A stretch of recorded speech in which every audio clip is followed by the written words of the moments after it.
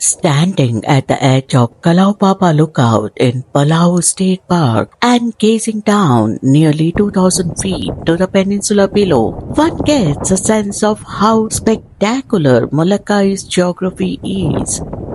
Home to the world's tallest sea cliffs, the island remains a pristine, uncrowded destination, with many spots still possessing the mana, which means life force of earlier times. Few places in the world better illustrate the human capacity for endurance or for charity than the remote Kalaupapa Peninsula on the island of Molokai. The area achieved notoriety when the Kingdom of Hawai'i instituted a century-long policy of forced segregation of persons afflicted with Hansen's disease, more commonly known as leprosy. This mysterious and dreaded disease reached epidemic proportions in the islands in the late 1800s. At that time, there was no effective treatment and no cure, with new cases threatening to eradicate the native population and no knowledge of what caused the disease. Officials became desperate. To government officials, isolation seemed the only answer. In 1865, the Legislative Assembly passed and King Kamehameha V approved an act to prevent the spread of leprosy, which set apart land to isolate people believed capable of separating the disease. This place was chosen to isolate people with what was at that time an incurable illness. The peninsula was remote and fairly inaccessible. To the south, the area was cut off from the rest of Molokai by a sheer pali, which means cliff, reaching nearly 2,000 feet. The ocean surrounded the rest of the area to the east, north, and west. The village Kalawao on the isolated Kalaupapa Peninsula thus became the home for the lepers. Thousands of leprosy victims subsequently moved here from throughout the Hawaiian Islands. The government's expectation was that these patients would move into the houses left behind by the Hawaiians who lived in the area previously, and the ill would tend crops and sustain themselves. But this belief soon proved to be wrong. It soon became apparent that most patients were too ill or demoralized to be self-sufficient. With no hope or will to live, some patients fell into vice and immorality. Starting in 1873, major improvements were made due to the arrival of Father Damien and the interest and support of the next two Hawaiian kings, William Charles Lunalilo and David Kalakaua. As the ramifications of the disease unfolded, husbands were separated from their wives and children.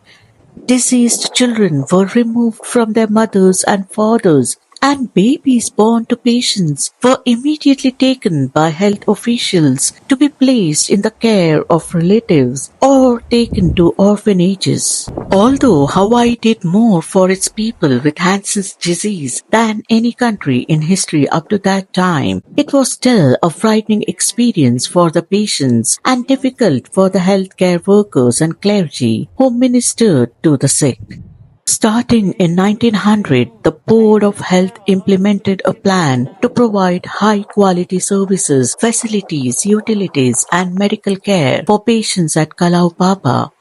A major construction program began with individual cottages, dormitories, hospital facilities, and other buildings being built. In 1902, Dr. William J. Goodhue became resident physician and John D. McGuick became the settlement's superintendent. These two men worked to improve the quality of life within isolation by promoting sports and other activities, improving medical procedures, and by treating patients with respect and human decency. By 1919, treatments of cholmogra oil derived from seeds of trees found in India and Southeast Asia offered hope as a cure for Hansen's disease. People dared to think Kalaupapa settlement could be closed. After 10 years, however, belief in the curative powers of the oil waned. Despite the years of medical research, a cure still seemed as remote as ever. After World War II, dramatic changes in both the treatment of Hansen's disease and in social attitudes towards patients occurred with the discovery of sulfone drugs. Essentially as a cure for the disease, the drugs were introduced into Hawaii in 1946. The new medications brought almost immediate reductions of symptoms and vast improvements in the quality of health and life.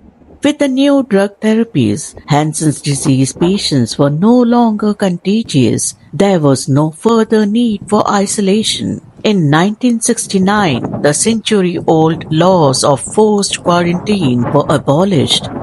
Former patients living in Kalaupapa today have chosen to remain here for most of the rest of their lives.